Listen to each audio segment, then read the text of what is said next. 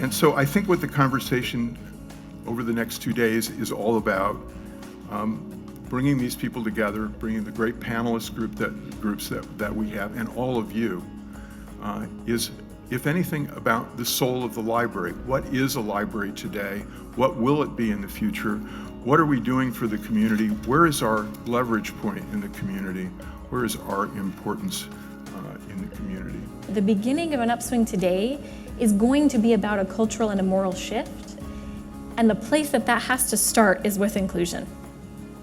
It's not just about programs and policies and economic equality, it's about doing the heart work of racial reconciliation to create a new North Star for what a real inclusive we could look like.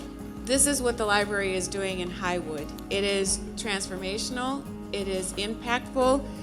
We have programs, like I said, for youth, young adults, and we recently received a major grant of $578,000 to work on health equity, and so getting health access to individuals. There needs to be a social movement among librarians to kind of, I mean, of course, to social movement beyond libraries, but in particular among librarians to mobilize many larger numbers of librarians. I'm a huge fan of libraries, as Crosby knows better than anybody. I'm an enormous fan of libraries, not just as a consumer, but as a analyst of society. It goes to the idea that I think most of us believe that we have moved from the traditional model to the transformational model in library world, and many of us are so far gone from the traditional model that we don't even think about it in that sense anymore. But I think if we really were to look across especially for us who are in public libraries, 9,000 public library systems, and we started to examine how many of them still operated in the traditional model, I think we'd find a lot more than we probably think. What matters is re-establishing the reputation as being a place that will provide what you want to read. It's reading that changes lives, not libraries. It's reading that will enable a generation of teenagers to do the transformation we were talking about yesterday, and they will do it, and we believe that they should, because they read.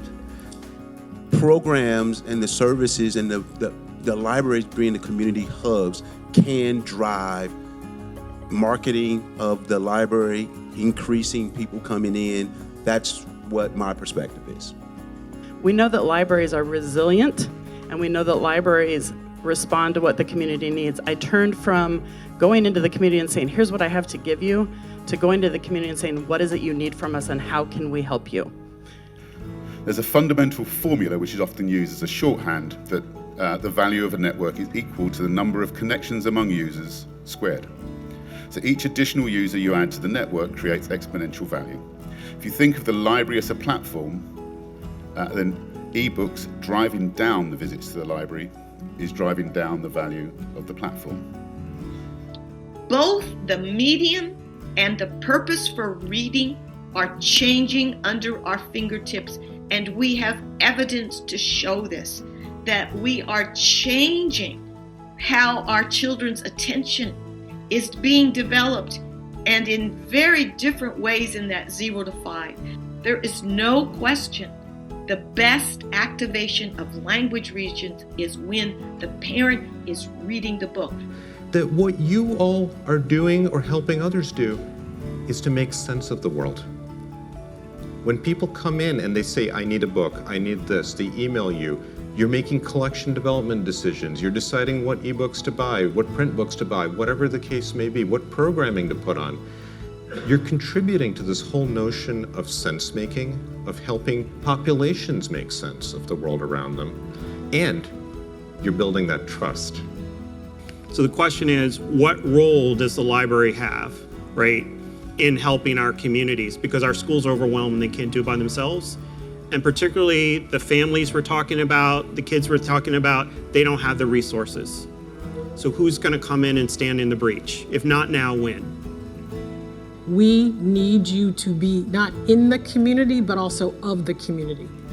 To recognize that parent that is low literate, that is struggling with reading, that is struggling to make sure that their child is not in 4th grade, is not below a 3rd grade reading level. The uniquely American thing is at the neighborhood level, at the local level, what you used to call the township level, that we can associate to deal with problems. Well, that's really what libraries do. There weren't any public libraries, or very, very few real public libraries in the 1830s when Tocqueville was writing this. I think if he saw what you are and what you do today, he would say, that's the continuation of the unique American thing.